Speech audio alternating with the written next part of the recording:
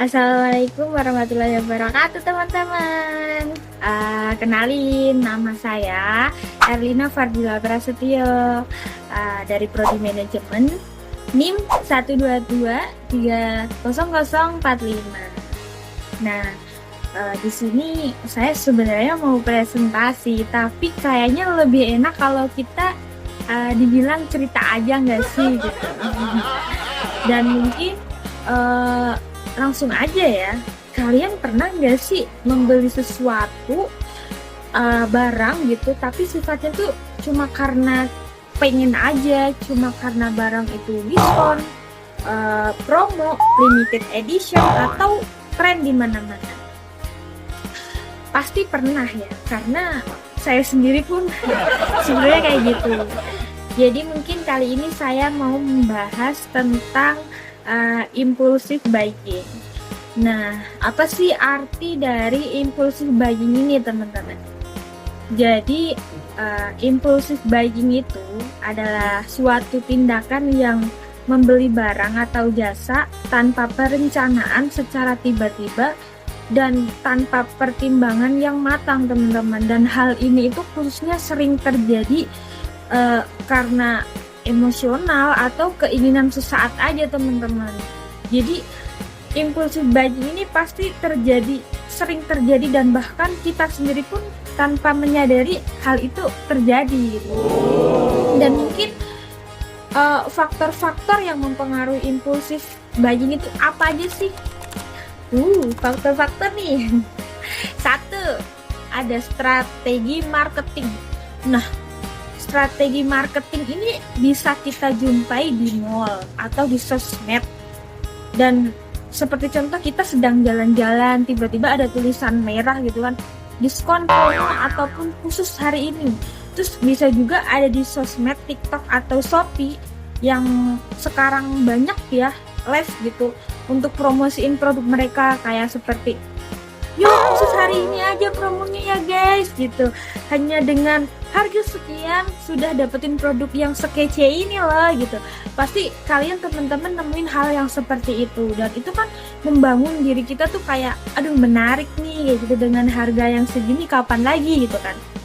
Terus yang kedua, produk dan desain foto. Nah, namanya jualan ya, pasti sedemikian rupa si penjual itu membuat produknya bagus, menarik, terus kelihatan mahal, tapi dengan harga yang bisa dijangkau gitu. Dan biasanya kita bisa melihat ini tuh jadi terkesan tertarik untuk membelinya, dan itu pasti hal yang tidak bisa dikontrol cuma hanya karena melihat sesuatu yang bagus gitu. Nah, mungkin terus yang ketiga ya, pengaruh sosial dan kemudahan untuk akses. Apa sih yang dimaksud itu? Ya, seperti lingkungan. Lingkungan itu sebenarnya pengganggu. Pengganggu ya teman-teman, karena kita punya temen yang doyan shopping itu udah susah banget buat kita yang ingin menahan diri dari si impulsive buying ini, apalagi dengan akses pembayaran yang sangat mudah kayak gitu. Jadi bagi saya sendiri pun sebenarnya ngalamin hal itu bahkan setiap hari. Menahan diri itu sangat penting kayak gitu. Dan mungkin saya ada contoh ya, seperti saya mau beli sepatu baru atau tas baru atau pakaian baru gitu. Padahal sebenarnya tuh di rumah, di lemari, di tempat tinggal saya itu banyak sekali barang, dan bahkan itu masih ya bisa digolong bagus gitu. Dan tapi karena emang barang yang mau saya beli itu mungkin limited edition, terus promo, terus ada pikiran dong buat saya tuh aduh pengen beli gitu, karena ya itulah manusia ya. Nah, tapi di sini kadang saya berpikir bahwa ada suatu pembicaraan gitu dari mood ke mood ataupun dari nasihat orang-orang, kayak emang kamu kalau beli barang itu hanya ingin memuaskan diri sendiri yang bisa membuat senang, happy, atau buat investasi ke depan gitu. Nah, terkadang masih bingung ya buat mikirin hal itu yang kayak gini, apalagi kita yang golongan Gen Z gitu ya. Susah banget buat stop impulse buying ini, karena gimana ya, meronta-ronta kayak gitu. Jadi susah banget sepertinya gitu ya. Dan sebenarnya juga pernah mendengar gitu kalau ada loh risetnya yang menyatakan bahwa 21% dari lemari kita atau yang di rumah itu yang kita pakai. Artinya apa? Artinya 80% itu nggak kita pakai. Lucu ya? Ya, sebenarnya balik lagi ke awal, kita hanya beli saja tanpa memikirkan ke depannya itu buat apa kayak gitu kan. Walaupun banyak yang kita beli itu, itu, tapi yang dipakai ini aja, yang familiar ini aja, dan tanpa kita sadari sebenarnya itu mempengaruhi gaya hidup kita menjadi bocor alias boros.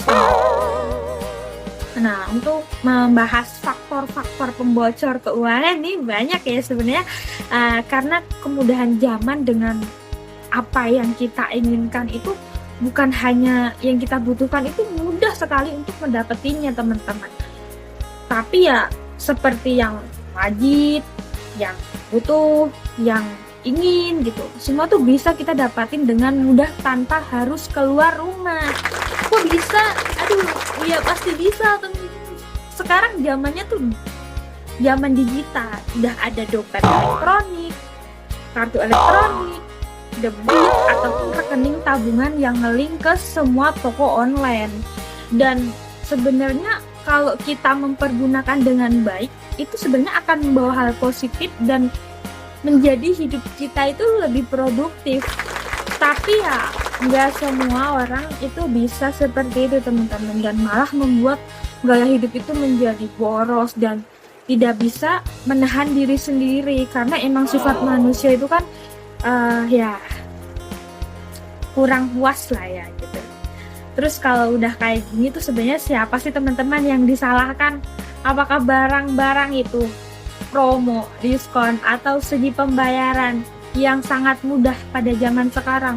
No, itu salah teman-teman, karena semua itu ya kita sendiri yang kontrol, kita sendiri yang harus bisa berpikir apakah itu wajib, butuh, ataupun hanya keinginan hati aja. Jadi ya satu teman-teman, harus menyiapkan batas anggaran atau jatah yang memang benar itu terpakai. Jadi jangan sampai asal membuang-buang uang tanpa yang harus kita beli kayak gitu. Terus yang kedua, menghindari pembelian saat emosi aja. Itu juga sebenarnya kurang ya teman-teman.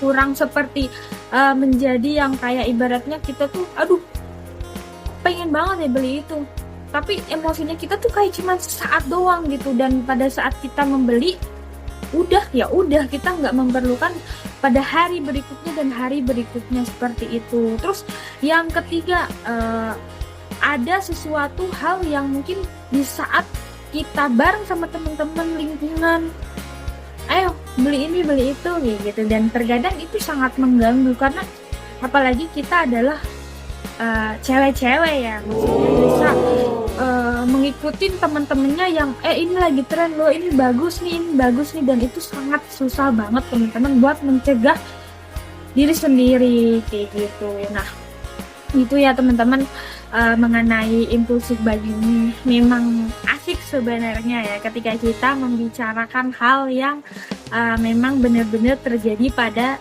diri kita sendiri, dan mungkin faktanya emang sampai sekarang itu masih menjadi misteri atau sangat sulit untuk bisa kita kontrol kayak gitu.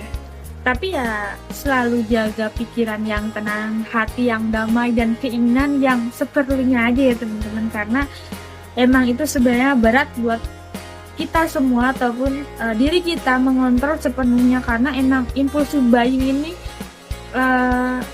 pasti sudah ada, dan pasti dari dulu sampai sekarang pun bahkan tidak bisa buat diberhentikan. Apalagi yang sekarang kan dunia itu emang apa-apa aja itu udah digital kayak gitu teman-teman. Jadi sekian ya dari saya mungkin tentang impulsive buying itu ya.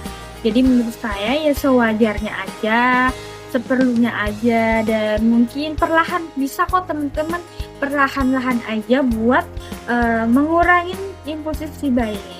karena kalau bukan kita ya siapa lagi gitu teman-teman. Ya udah, sekedar itu saja yang bisa saya sampaikan. Sekian, wassalamualaikum warahmatullahi wabarakatuh.